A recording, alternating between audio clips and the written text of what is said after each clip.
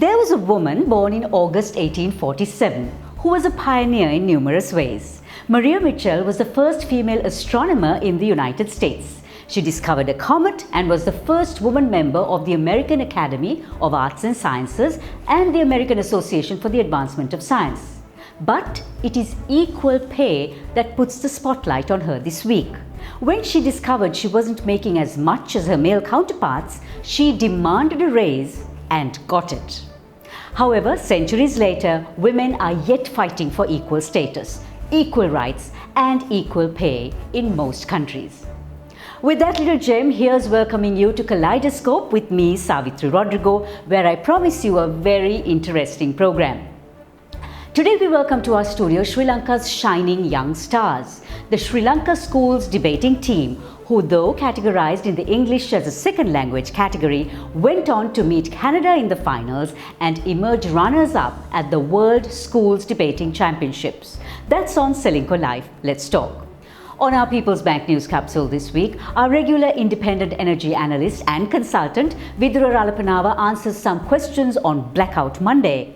The Angel Fund Network's director Anarkali Munasinghe gives some insight on the Angel Fund. And speaking of equal status for women, Jayomi Lokuliyana, the chairperson of the Women's Chamber for Digital Sri Lanka, says why this chamber is an imperative.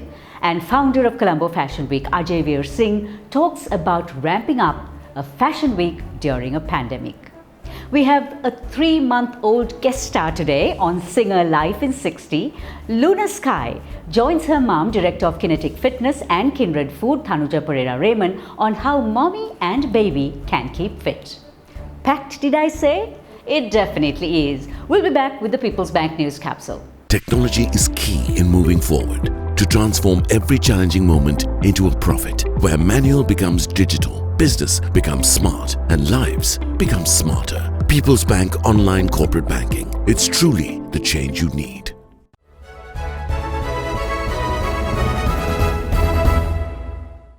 And on with our People's Bank News Capsule. Sri Lanka experienced an island-wide power failure on Monday the 17th. The power outage lasted over 9 hours. This was evidently due to a tripping of a bus bar at the Norachole coal power plant. But according to independent energy analyst consultant Vidura Ralapanava, who spoke with us, this should never have happened. Grid safety mechanisms should have kicked in, but it didn't. And he also says it demonstrates the weaknesses of our power grid, our management procedures, and the over-reliance on our coal power plant. The initial trigger for the same seemed to be an earth fault at the Kerawalapitia substation, which has occurred during routine maintenance of work of CB technical staff due to a human error. This knocked the Kerawalapitia substation off the grid, which was generating about 130 megawatts at that time. But within a very brief period, the bus bar has tripped in Norachole, taking the Unit 1 of the coal plant out of generation, and this has led to a catastrophic failure of the complete transmission system. Bringing the grid back online should not have taken so long. In fact, parts of the system could have been brought online within 20 minutes, and then gradual restoration could have happened starting from hydropower plants. Though some CB engineers try to put the blame on renewable energy, this is not true. It is likely a combination of bad data, weak procedures, and lack of experience that contribute to the delay of bringing the system back up. While Unit 1 went off immediately, CB managed to run Units 2 and 3 of Norachole under an islanded mode, burning oil and just maintaining stability. But this can only be done for about 2 hours, and since power could not be restored within this time, these two also had to be shut down. Now we had to wait 3 to 4 days for the boiler drum to cool down and then start them again. So about 4 to 5 days, CEB has a loss of 900 megawatts. Vidura is adamant that Sri Lanka has to change its power generation strategy if we are to have stable and affordable power. And that means a shift to renewable energy. Sri Lanka has $300 million in foreign debt obligations due for August and September, but that is before it settles $1 billion in debt borrowed via a sovereign bond in October. Sri Lanka settled $544 million in foreign debt in July using external reserves, but the country beefed up its reserves by $407 million to $7.1 billion. The Colombo stock market showed much buoyancy this week, making strong gains in indices and a 7-month high turnover. The market closed with the indices moving up by 1.8% from last week and the average daily turnover increasing to 2.5 billion rupees. And gold is trading at $1,945 per ounce, just below its historic high of $2,038 on August the 5th. The US dollar fell to its lowest since May 2018 on Tuesday as investors grew more bearish. And in oil, WTI is at just below $43 a barrel, up from $41.20 a barrel in July. In a first of its kind in Sri Lanka, the Angel Fund has allocated 100 million rupees to invest in early stage startups that have regional and global growth potential. The fund is an initiative of the Lunge Angel Network, which is supported by the Ford Foundation. Director of Lanka Angel Network, Anarkali Munasinghe, explained to Kaleidoscope about the Angel Fund's objectives. The Lankan Angel Network has been a catalyst for Sri Lankan startups since 2012. After supporting 30-plus startups and investing over 2 billion rupees, we have now launched Sri Lanka's first Angel Fund with the support of 100 of the most successful Sri Lankan investors, entrepreneurs, and business leaders. The aim is to leverage and channel the expertise and experience of this diverse group of investors from day one so that our entrepreneurs have the highest chance of success. We will support these entrepreneurs in their go-to-market strategy by working closely with each of the founding teams. The Angel Fund will focus on investing in startups that have a regional and/or global potential for growth. 2020 has certainly been hard, but it is in these challenging times that new ideas and creative entrepreneurs can truly thrive. Besides investing in startups, the Angel Fund also offers centralized professional services, including accounting, finance and legal advice with local and overseas market expertise via a dedicated team. Sri Lanka is aiming for tech export revenue to reach $50 billion by 2025. However, digital literacy among women, who comprise half the country's population, is very low.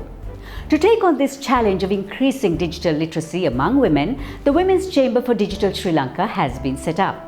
I spoke with the chairperson and co-founder of the chamber, who is also the CEO of Z Messenger, Jayomi Lokuliyana, to find out more. National IT BPM survey that was conducted by ICTA in Sri Lanka showcased that we have only 29% of female workforce in the IT sector, which is much lower than our national average for any other sector, which stands at over 30 to 35%.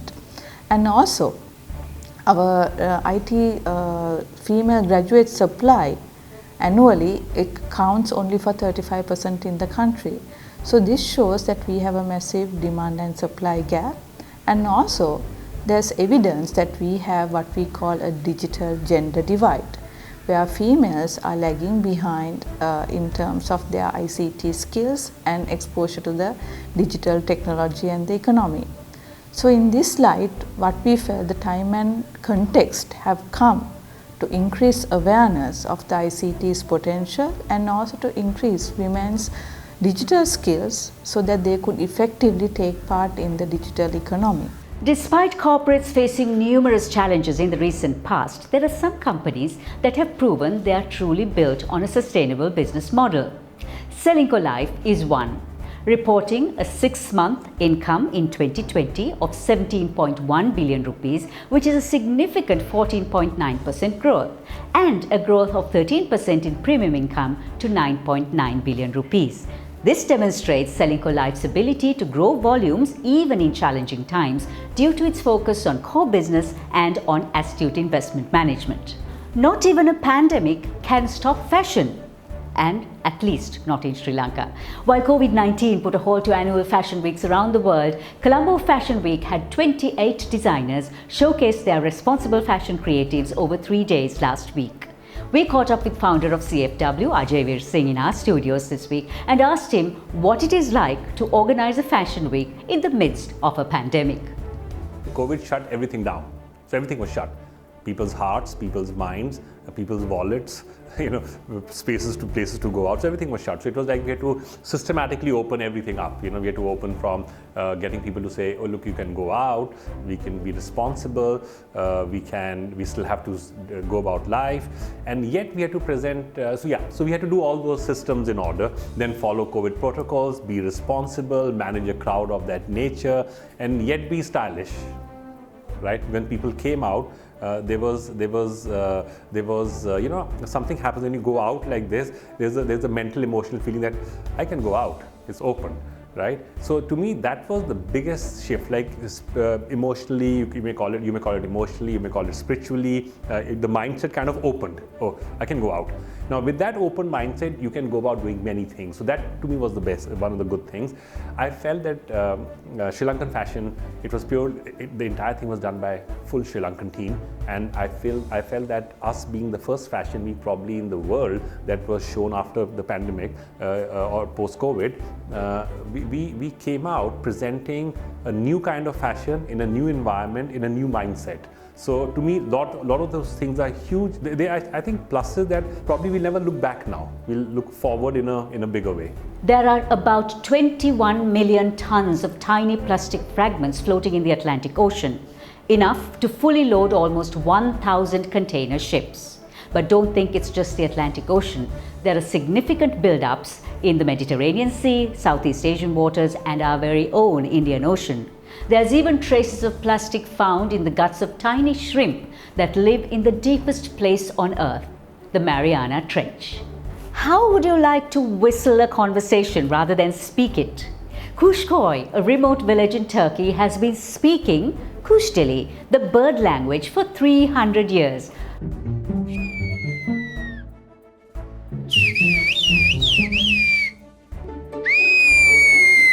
Long before cell phones came into being, Kuş dili would effortlessly relay messages across mountains and are still in use by about 50% of the population.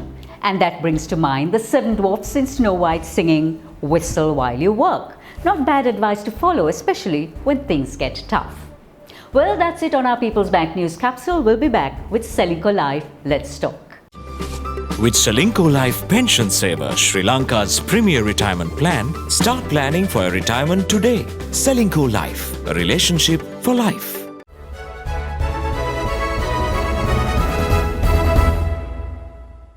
So welcome back to Selinco Life. Let's talk. Competing against the world in a language that's not their mother tongue. That's what this team of 6 did and triumphed when they kept going, winning and were finally pitched against Canada for the World Schools Debating Championships finals. With 68 nations competing, this is the first time Sri Lanka reached the finals. Kudos to Sri Lanka's national schools debating team, who emerged first runner-up at these World Championships. But that's not all. Sri Lanka was named the best team for a nation where English is a second language, and Shalam Sumandiran was named one of the top ESL speakers in the contest. The team of 6 is picked from the Debaters Council of Sri Lanka, which, via inter-school debate tournaments, selects the 20 best speakers to form the national pool. After training of a little over a month, a 5-member team is selected in addition to a reserve. And so this very dynamic Sri Lanka national debating team, led by coach Kitmina Hevage, popped into the Kaleidoscope studios for a quick recap of their experience. The youngest member is just 15 years old. Chanindu Ratnayaka and Anandian. Reha Vimalaratna from Ladies College is 16. From CIS are Jasmine Markandu and Rahul De Silva, both 17. And another 17-year-old from Royal College is Jano De Silva. And also from Royal is 19-year-old Shalam Sumandiran. So here is Team Sri Lanka, the runners-up in the World Schools Debating Championship in Selinco Life. Let's talk. So Shalam, what was the most challenging point for you in the finals? At the point at which we enter the finals, we have to kind of be in the zone, very focused, absolutely focused. So it's hard to pin down a specific moment where we would consider it the most challenging. For each individual person, I would say it's the point right before their speeches, because you're still trying to absorb lots of information from the speaker before you. You're trying to think of rebuttal, you're trying to think of structure, all these different elements at the same time. But for the team as a whole, it'll probably be in the middle of prep time, where we're trying to just grapple with the concepts, come to terms with what the topic is trying to tell us, what the other side might say. So it's always very challenging at every single moment. But for the team as a whole, somewhere middle of prep time, for each individual speaker right before their speeches. What were the points that you brought forward in the final topic that you're given? Choose the job you are passionate about, or choose the job where you make a lot of money. So we were arguing for the side of choosing a job you're passionate about. I think the general theme of all of our points was about what creates a more fulfilling life. There we talked about, firstly, the opportunity cost in terms of time that comes with a high-paying but high-stress job. We talked about the cost on family, on relationships, and on self-development. And we talked generally, mostly in rebuttal, about how money was largely overrated as a concept and wasn't worth pursuing at the cost of passion.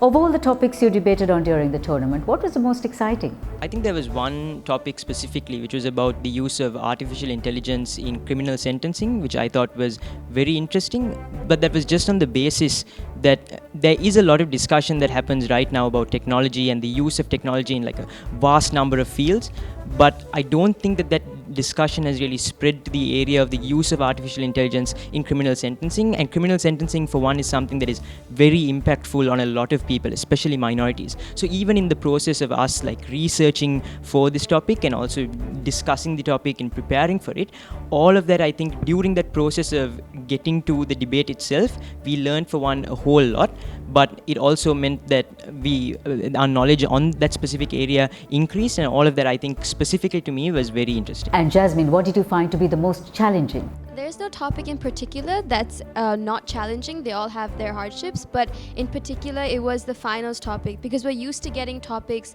that talk about human rights or international policy, but when we were thrown this hypothetical situation about whether as a talented young individual you would choose a job of passion or one that will give you a lot of money, which is really important in society, it was definitely really hard for us, because we had to think of ideas that would combat the value of money and really did push each other during preparation as well. So that was definitely the hardest for us. Janul, at any given time, did you find that being categorized as an English as a second language country, was that a disadvantage at any point of time? So there's nothing explicitly wrong with being ESL, and they can't penalize you for that. But I think there are two possible issues that some teams face. One is in perception. So in preliminary rounds especially, you'd have some judges who are less experienced and more impressionable, who might be swayed in close debate because of a British accent or a team that comes from the European subcontinent. But also second, there would be some judges that take into account the reputation of teams like India, China, Singapore, the USA, that have performed strongly and use that as a reason to base their decisions even before the debate begins. So to combat both of these, what we did was we focused on what we could control in the debate, so to make our presentation, our style, our arguments the best they could be. And I think to an extent at least that did work in the tournament. So you have a team comprising multiple schools and multiple ages, you being the youngest at 15 and the oldest being 19. How did that work out? I think there are definitely a lot of advantages to having a pool of diversity in your debating team. One, that it adds to the diversity of thought generally, which helps us make better, more holistic cases. But there were definitely times either during training or preparation or during the tournament itself where we sort of had to reconcile our different viewpoints on different issues and sort of learn to work together. So what did each of you learn about teamwork during this exercise? There's many different aspects of teamwork I think we all learned. Starting training in November, we all had individual jobs at practice. We had to research different sections of The Economist and read about different countries and continents. But when it came to preparation and practice in particular, we learned to trust each other and work off each other's strengths. So it looks like in preparation, some people being more responsible for creating more content, but also people pushing back during prep time and making sure that you think of the other side's arguments. But all in all, I think we just worked off each other's strengths and we balanced each other well. So I think in terms of teamwork, we just learned to trust each other mostly. Rahul, what are the lessons that each of you take from the topics that you've debated on? One thing about debating, I think specifically, is that debating gives you knowledge on both sides of any specific topic, meaning that any issue that we talk about, any topic that we're talking about specifically, all of those topics have a huge amount of like varying, there are very varying understandings of like how exactly those topics work. In those cases specifically, we have knowledge on both sides of the topic, and in the real world what that actually means is that we're able to make better decisions about those kinds of issues. Reha, going forward, what were the key takeaways that you gleaned from this tournament? I think the biggest lesson, which it might sound slightly cliche, but I think it was the value of all of the hard work that we put in over the last 9 months. We individually as well as collectively did spend a lot of time researching so that we can develop ourselves as debaters as well as work together and, like Jasmine said, trust each other a little bit more. And that's definitely something that I think I would be applying to a lot of the things that I end up doing in the future. That was Selingco Live Let's Talk with the runners-up at the World Schools Debating Championship 2020. With Selingco Life Pension Saver, Sri Lanka's premier retirement plan, start planning for a retirement today. Selingco Life, a relationship for life. When we get back, mom and daughter Thanuja Pereira Raymond and our guest star, Luna Sky, 3 months old, gives you some tips on keeping fit. That's on Singer Life in 60.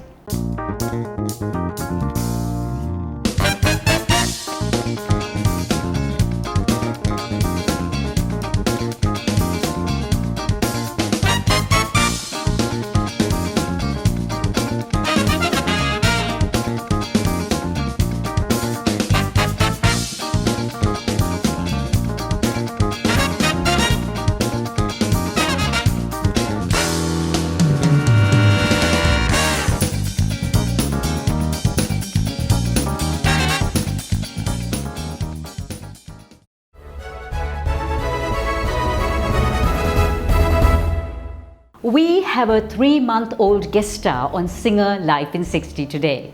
Luna Sky joins her mom Thanuja Pereira Raymond, Director of Kinetic Fitness and Kindred Food, on how mommy can stay fit while baby enjoys the cuddles. Now I know as a new mum it's always hard to find a little bit of time for yourself because you're so busy with your little ones. So what I'm going to show you today are a few exercises you can do with your baby so that you can also have a little bit of quality time with your little maniac like this one here. First one I'm going to show you is a box squat. You can just use a chair like this, and if you have a sling, these are really handy because you can pop your baby into them and use them as a weight. So if you don't have a sling, you can always just hold your baby in your arms close to your body. What you're going to do, just like a regular squat, you're going to push your bum right back, tap it onto the chair, come up and squeeze it. You can hold onto your little lover as you do. She's going to squeeze during this. Okay ladies, so the next one that you're going to do is called a thruster, and you're going to use your baby as your weight. You're going to hold her close to your chest. What you're going to do is you're going to push your bum back slightly, and then as you come up, you're going to breathe out and push your baby up. As you come down, you come back into your little mini squat, and then drive your baby up. Now don't do this one if you've just fed your baby, because she could throw up on you. Okay, so the last one I'm going to show you is a walking lunge, and this one you could do in a hallway of your building like this, or if you're out in the park, you could do it over there. You need your stroller, you pop your baby into your stroller, and I like using the stroller because it gives you a little bit of stability to hold on to, especially if you're new to working out. So you're going to step, you're going to drop your back knee down and step together. Step, dropping the back knee down, trying to make nice 90-degree angles with your legs, keeping your chest up, your tummy nice and tight, and breathing as you walk. Remember ladies, always get approval from your doctor once you've had your baby that it's okay for you to start working out before you embark on a training program. So mummies, what a lovely way to spend time with your babies and yet keep fit. Thank you Thanuja Pereira Raymond and Luna Sky for joining us on Singer Life in 60.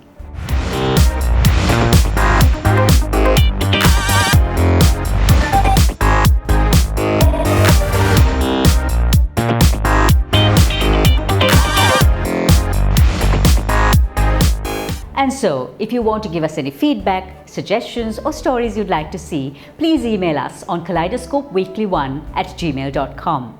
If you'd like to watch Let's Talk or Life in 60 or our news capsule, you'll find it on our playlist on YouTube, or simply subscribe to Kaleidoscope with Savithri Rodrigo and join us weekly. And so, until next week, just remember, COVID-19 has not gone away. Wash your hands, wear your mask, and keep yourself and others safe. Now, here's your Kaleidoscope takeaway. There are no negatives in life, only challenges to overcome, and those will make you stronger.